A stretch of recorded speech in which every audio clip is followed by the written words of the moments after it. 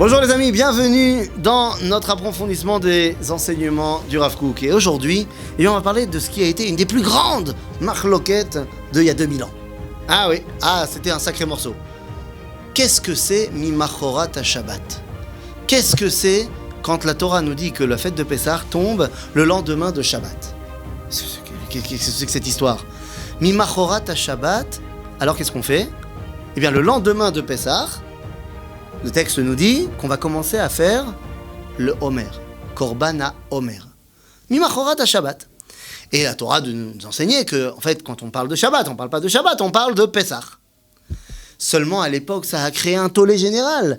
Il y avait ce qu'on appelle les Baïtoussim, les Tzdukim, cette faction du peuple juif qui a rejeté la Torah orale, qui a rejeté l'enseignement des rabbins, et qui ne s'est attaché que au texte. Et donc, eux, ils ont dit, Machorat à Shabbat, Zé Machorat à Shabbat. C'est-à-dire, jusque-là, on est bon? Nous, on a dit, c'est-à-dire que pour eux, c'est toujours le dimanche. Toujours le dimanche. Nous, on dit non. Ça peut être n'importe quel jour, puisqu'il s'agit du lendemain de Pessah. Donc, si ça peut être n'importe quel jour, Mimachorat à Shabbat, ça peut être quand également? Comprenez bien quel est le problème. Il s'agit d'aller couper la mesure d'orge et d'amener le sacrifice du Homer au Beth Amikdash. Si ça tombe, Pessah tombe un Shabbat, alors quand est-ce que je vais commencer à couper le Homer? Le lendemain, à savoir, j'amènerai mon korban dimanche. Quand est-ce que ça commence dimanche dans le judaïsme? Samedi soir. Et donc c'est samedi soir que je vais aller couper le Homer, c'est-à-dire que je vais couper la mesure d'orge, et le lendemain matin, je l'amènerai au Beth Amikdash. Ça dérange personne. D'ailleurs, ça dérangera personne non plus si jamais Pessah est à mercredi. Donc, c'est-à-dire que jeudi, donc mercredi soir, je vais couper. Mais d'après l'enseignement de la Torah, Mimachorat à Shabbat, ça ne veut pas dire le lendemain de Shabbat, mais ça veut dire le lendemain de Pessah. Et ce Pessah peut tomber n'importe quel jour, y compris, surtout à l'époque où on sanctifiait le nouveau mois en fonction de notre vision de la lune, et pas en fonction du calendrier qui est sur le frigo. Donc vraiment, ça pouvait tomber n'importe quel jour. Et donc, ça pouvait tomber également vendredi. De quoi je parle? Imaginez, Pessah tombe un vendredi. Donc, qu'est-ce que c'est Mimachorat à Pessah? C'est Shabbat. C'est Shabbat. Quoi? Est-ce qu'on a le droit d'amener Korban à Homer pendant Shabbat? Le Rav Kook va s'intéresser à ce problème-là dans un texte qui s'appelle, dans le livre Ma'amrei Re'iyah, dans un texte qui s'appelle Chag HaBikurim, Zman Matan Toratenu. Le Rav Kook explique. Les amis, de quoi on parle? On fait des korbanot Shabbat. On fait korban moussaf, on fait des korbanot Shabbat. Donc le problème n'est pas sur la question est-ce qu'on a le droit d'emmener le korban Shabbat, de le mettre sur le misbéach. C'est pas ça la question. La question, elle est que pour amener le korban, il faut le préparer. Et ça veut dire quoi, préparer Korban à Homer en l'occurrence? C'est aller dans les champs et couper. Pendant Shabbat, le Rambam va nous dire dans Ilchot, Ksirat HaOmer, il nous dit que comment il faisait le Kohen qui était préposé à cela, eh bien il venait, il y avait toute une foule, c'était un sport, c'était un gros événement.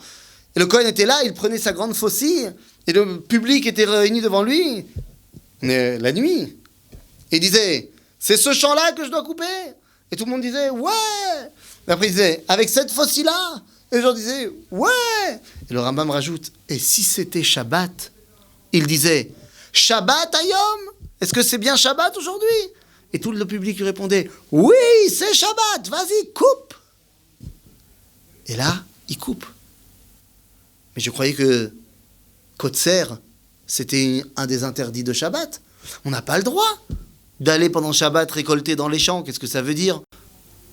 Le Rav Kook nous dit la chose suivante. Tout le monde sait très bien qu'on n'a pas le droit de travailler dans les champs pendant Shabbat. Tout le monde le sait que même faire le petit travail pendant Shabbat dans son champ est interdit.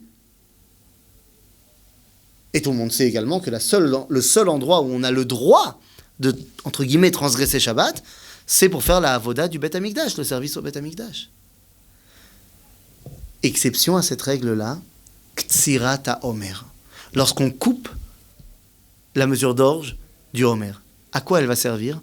Eh bien les amis, cette mesure d'orge, elle sert à quelque chose. Elle sert à permettre toutes les récoltes de cette année. En fait, Korban HaOmer, c'est le début de la saison agricole. En d'autres termes, nous dit le Rav Kook, évidemment que la avoda du Beth Amikdash, Doché Shabbat, elle transgresse Shabbat, ça on le sait. Mais qui aurait pu penser que la chaklaout, que le travail de la terre en Israël pouvait avoir cette dimension de Kedusha? Eh bien, c'est là le grand chidouche. On n'a pas le droit d'aller stam dans un champ et de commencer à récolter le blé. Mais il fallait faire comprendre au peuple juif que l'agriculture, dans son essence, en terre d'Israël, c'est Kodesh HaKodashim. C'est du domaine du Beth Amikdash. Comprenez-moi bien, l'agriculture à l'époque, c'est en gros le travail. À l'époque, 98% de la population elle est agriculteur. Donc l'agriculture, c'est le travail. On a besoin de te dire, 2 secondes, attends, je comprends pas, le travail, c'est parce que j'ai besoin de faire manger ma famille, ou c'est parce qu'il y a une valeur en soi? Eh bien, le Rav Kook nous dit, Bechutz ha'aretz, tu travailles parce que tu as besoin de nourrir ta famille. Et si tu y arrives, tu mettras aussi un peu de Gdusha dans ton travail. Mais par essence, le travail en Eretz Israël, construire le monde dans ce pays qui est le tien, peuple juif, eh bien, il fallait leur expliquer au peuple juif que ça, c'est du domaine de la Kedusha. Tu ne vas pas travailler en Israël parce que tu as besoin d'aller manger, que tu as besoin d'avoir une parnassa. Tu vas avoir une parnassa, Bezrat Hashem, grâce au travail. Mais tu vas travailler parce que c'est Kodesh Kodashim d'aller développer le monde d'Akadosh Baruch Hu. Lorsqu'on dit dans le Birkat Amazon, Ve'asafta deganecha, on dit Rabbi Shimon Bar Yochai, Ze omanut, c'est le travail. En d'autres termes, nous dit le Rav Kook, il fallait expliquer au peuple juif, dans les balbutiements de sa création, que lorsqu'il s'agit de faire le service divin, ça transgresse Shabbat, puisque le Shabbat est là pour nous rappeler que Akadosh Baruch Hu a créé le monde. Lorsque tu rentres dans le service divin au Beth Amikdash, tu n'as plus besoin de ce pense-bête, puisque tu es en plein dans le dévoilement de Dieu. On te dit, il fallait juste rappeler au peuple juif que le Beth Amikdash, c'est le Beth Amikdash, à l'extérieur, c'est l'extérieur. Mais la première avoda, le premier travail agricole, c'est-à-dire ce qui concentre en lui toutes les forces de création dans ce monde-ci, eh bien c'est également du domaine de la Kedusha. Et c'est la raison pour laquelle eh bien, la Torah nous a dit Mimachorat à Shabbat, qu'on va aller dans les champs, même si c'est Shabbat, le soir du lendemain de Pessah, et on va couper la mesure d'orge qu'on emmènera le lendemain au Beth Amikdash. Comprendre que la création, la concrétisation du monde en terre d'Israël pour le peuple juif, eh bien ce n'est autre que la réalisation du projet divin. À bientôt les amis.